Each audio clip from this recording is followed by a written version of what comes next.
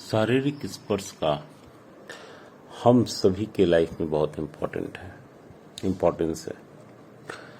आप अगर देखें तो कोई भी एक बच्चा जब रहता है तो बहुत रो रहा होता है और एकाएक माँ जब गोद में ले लेती है तो बच्चा शांत हो जाता है। और इवन जो भी बच्चों के साथ ज़्यादा समय बिताया है उसके गोद में आते ही बच्चा शांत हो जाता है। क्यों? कभी भी बच्चा जब बड़ा भी हो जाता है से 4 साल का और वो किसी बात से के कारण रोता है, कोई उसको पीट देता है या कुछ उसको नहीं देता है तो रोता भी है किसके सामने? माँ के सामने, माँ से लिपट जाता हो। तो शारीरिक स्पर्श और भावनात्मक संबंध का बहुत ही गहरा संबंध है।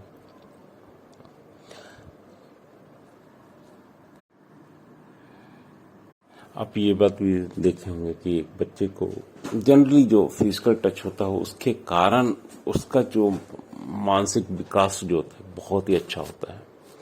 एक बंदा, आप नॉर्मली देखिए, एक बंदा जो अनाथ है उसको भावनात्मक प्यार नहीं मिलता, वो रोता है तो उसको कोई गले लगाने के लिए नहीं होता।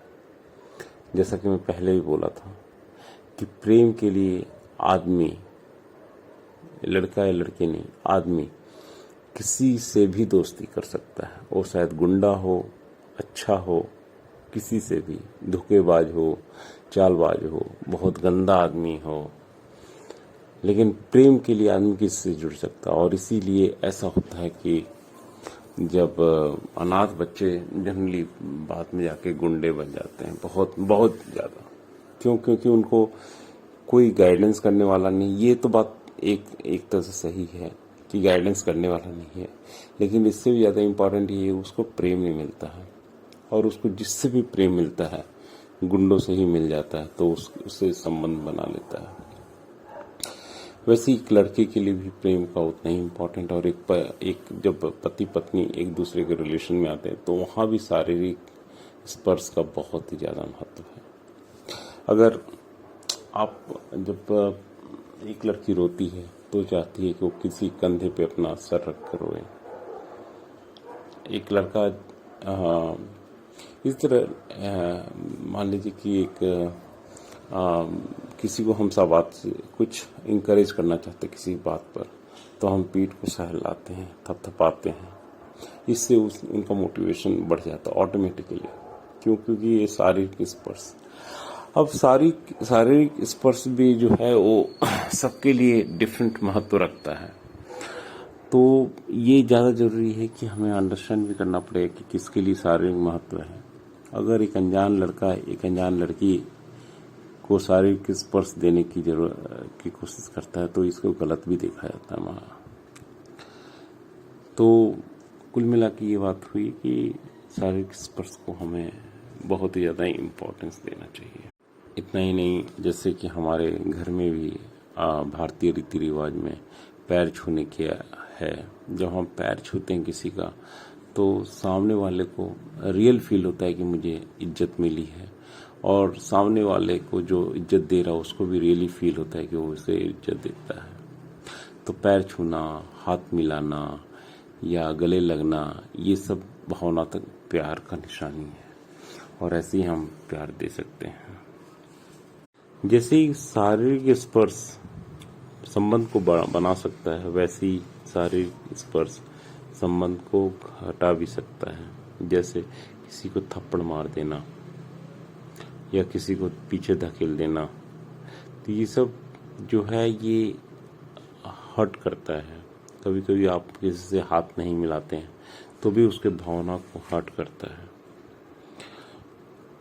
तो इसलिए हमें बेसिकली ये अंडरस्टैंड करना पड़ेगा कि हम किस तरह का शारीरिक स्पर्श दे रहे हैं, किस तरह का प्रेम दे रहे हैं। जनरली एक बच्चे को जब हम भावनात्मक रूप से बहुत ही अपने क्लोज रखना होता है तो माँ बहुत चीज़ें करती है, जाने अनजाने वो सारी चीज़ें करती हैं। जैसे शारीरिक स्पर्श, जैसे तेल लगाना, उसके पैरों को दबा देना, उसके माथा में तेल दे देना, ये सब छोटी छोटी चीजें बहुत इंपॉर्टेंट होती है। ये सब एक पति पत्नी को भी एक दूसरे के साथ करना चाहिए। इससे प्रेम और ज्यादा डेवलप होता है। ये एक प्रेम देने का एक तरीका होता है, शारीरिक स्पर्श या बाहें लेकर नाचना गाना, कभी पार्टी में या अकेले में किसी का गाने की धुन पे बजाना, ये सब प्रेम देना का एक तरीका है जो बहुत ही पावरफुल तरीका है।